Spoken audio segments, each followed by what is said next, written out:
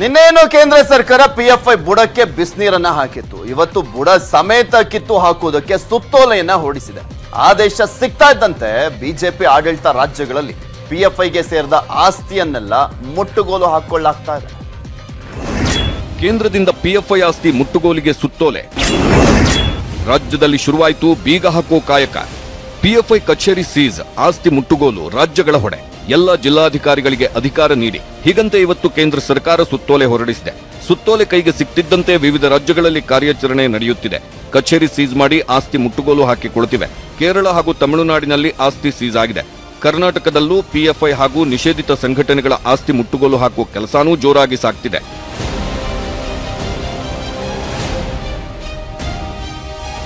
ಮಂಗಳೂರು, ಕೊಡಗು, ಉಡುಪಿ, ಕಲಬುರಗಿ, ಮೈಸೂರಲ್ಲಿ ಪಿಎಫ್ಐ ಕಚೇರಿಗಳ ಆಸ್ತಿ ಪರಿಶೀಲನೆ ನಡೆಯಿತು. ಹಲವು ಕಚೇರಿಗಳಿಗೆ ಬೀಗ ಜಡಿದ್ರು. ದಕ್ಷಿಣ ಕನ್ನಡದಲ್ಲಿ 20 ಪಿಎಫ್ಐ ಕಚೇರಿಗಳಿಗೆ ಟೋಪಿ ಕಂಪನಿಗಳ ಐಪಿಒ ಅಲ್ಲಿ ಹೂಡಿಕೆ ಮಾಡಿ ದುಡ್ಡು ಕಳ್ಕೊಂಡವ್ರು ನೋಡಿ ಹೆದರ್ಕೊಂಡಿದ್ದೀರಾ? ಬೆಸ್ಟ್ ಐಪಿಒ ಹೂಡಿಕೆ ಮಾಡಬೇಕಾ? ಫ್ರೀಡಮ್ ಆಪ್ ಡೌನ್ಲೋಡ್ ಮಾಡಿ ಐಪಿಒ ಹೂಡಿಕೆಯಲ್ಲಿ ಎಕ್ಸ್ಪರ್ಟ್ ಆಗಿ. ಬೀಗ ಬಿದ್ದಿದೆ. ಬೆಂಗಳೂರಲ್ಲಿ 4ಕ್ಕೂ ಹೆಚ್ಚು ಪಿಎಫ್ಐ ಕಚೇರಿ ಸೀಸ್ ಮಾಡಲಾಗಿದೆ. ಮುಂದಿನ ಪ್ರೋಸೆಸ್ ಅನ್ನ ಕೇಂದ್ರ ಸರ್ಕಾರ ಏನು ಸೂಚಿಸಿದೆ ಅದನ್ನ ಅದೇ ರೀತಿ ನಡ್ಕೊಳ್ಳುತ್ತೆ.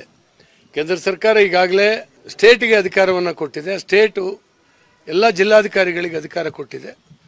ಪಿಎಫ್ಐ ಸಂಘಟನೆಯ ಕಚೇರಿಗಳು, ಅವರ ಪ್ರಾಪರ್ಟಿಗಳು, ಇವುಗಳ ಬಗ್ಗೆ ನಿಗಾ ವಹಿಸಿ ಅದನ್ನ ಏನು ಮಾಡಬೇಕು ಕಾನೂನು ಪ್ರಕಾರ ಮಾಡ್ತಾರೆ. ಪಿಎಫ್ಐ ಬ್ಯಾನ್ ಬೆನ್ನಲ್ಲೇ ಕಾರ್ಯಕರ್ತರ ಗೌಪ್ಯ ಸಭೆ.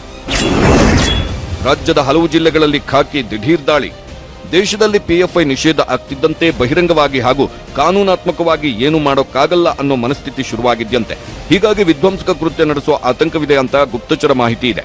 ಅದಕ್ಕೆ ಚಿಕ್ಕಮಗಳೂರು, ಕೋಲಾರ, ಮಂಡ್ಯ ಸೇರಿ ಹಲವು ಕಡೆ ಮಾಜಿ ಪಿಎಫ್ಐ ಮುಖಂಡರ ಮನೆಗಳಿಗೆ ಖಾಕಿ ದಿಢೀರ್ ದಾಳಿ ಮಾಡಿ ಪರಿಶೀಲಿಸಿತು.